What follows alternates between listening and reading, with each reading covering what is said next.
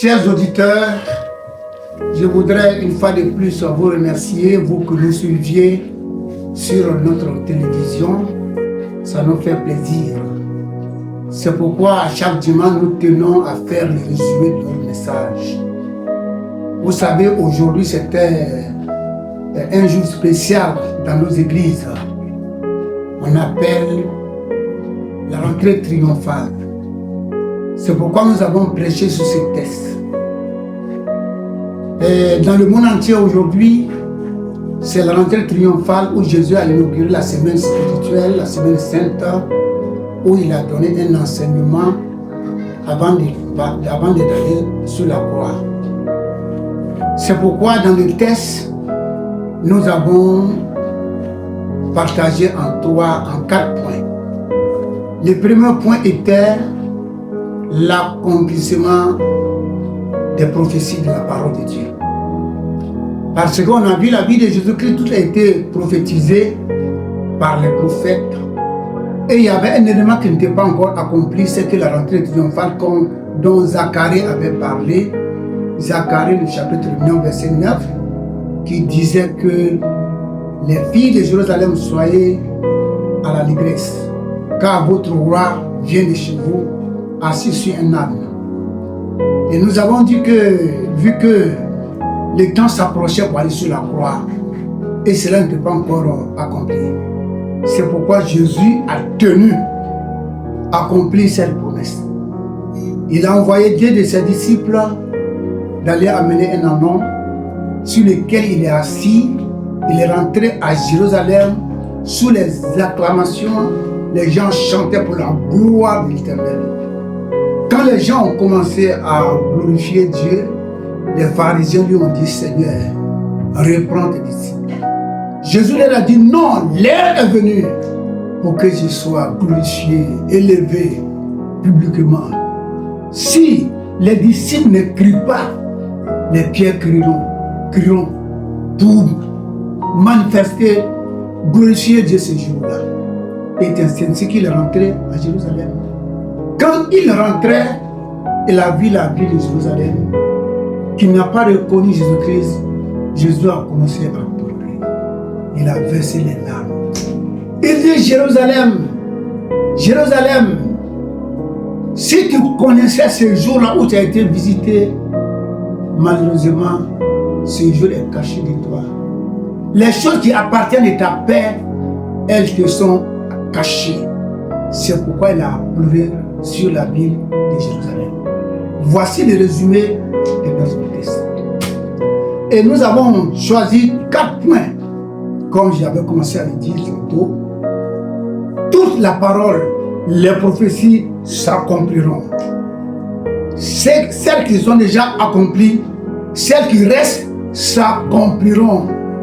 Christ est parti, il va revenir, il va établir son royaume pendant 1000 ans, il va juger le monde et il va ouvrir le paradis et l'enfer. Les chrétiens rachetés par le sang de Christ iront au paradis et les païens iront à l'enfer. Cette prophétie va s'accomplir. Nous avons dit que, mais comment cela a pu s'accomplir ce jour-là? Jésus a envoyé des de ses disciples fidèles, des disciples qui croyaient à sa parole de Dieu, qui sont partis.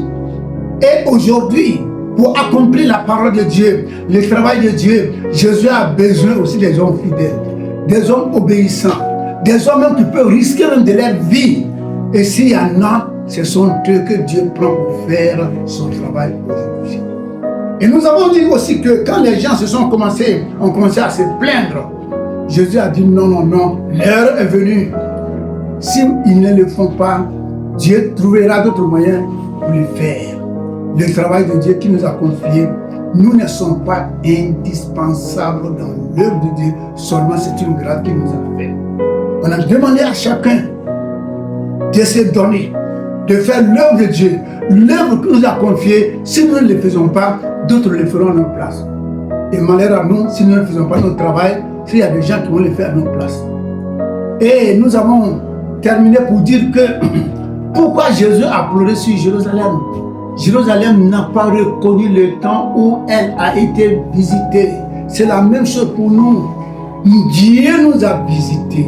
C'est le temps de la grâce. C'est le temps du travail. C'est le temps dans lequel Dieu nous donnera la paix. Mais si nous ne connaissons pas cette paix, nous ne connaissons pas cette visite, nous sommes malheureux. C'est pourquoi Jésus-Christ a pleuré. Et j'ai dit, est-ce qu'il ne pleure pas pour nous, ou bien il est content de notre rendement dans les versets. Mais pour terminer, j'ai appris deux choses. La deuxième chose est que ce jour-là, à Jérusalem, il y avait 3 groupes qui ont fait entrer Jésus-Christ à Jérusalem. Il y avait des acteurs, les disciples, qui criaient, béni soit le roi qui vient au nom du Seigneur, gloire dans les lieux très hauts. Ce sont des acteurs. C'était les acteurs qui mettaient leurs vêtements, qui ont fait un tapis de la montagne jusqu'à l'entrée du temple. Ce sont les acteurs. Et le deuxième groupe, ce sont les indifférents. C'est nous qui sont sortis demandent, j'ai quel bruit là? On dit non, il y a un prophète, on dit le prophète de Nazareth, Jésus là. Il dit, oh oui, c'est ça, et puis ils sont allés s'occuper de leurs affaires. Et dans l'église, il y a des indifférents. On va beau parler, on va beau prêcher, la parole de Dieu, mais ils sont indifférents de toutes choses. Et le troisième groupe, c'est les opposants. Eux, faites qu'être invincible. Il y a des gens qui sont comme ça dans le travail de Dieu, qui découragent les autres. Mais vous êtes dans quel groupe? Vous êtes dans quel groupe? Et la dernière chose, j'ai dit, pourquoi Jésus a pleuré sur Jérusalem? Parce que il ne connaissait pas le temps où elle a été visitée, le temps que Dieu leur a donné, les choses qui appartenaient à sa paix. C'est la même chose pour nous. Est-ce que nous connaissons le temps dans lequel nous sommes?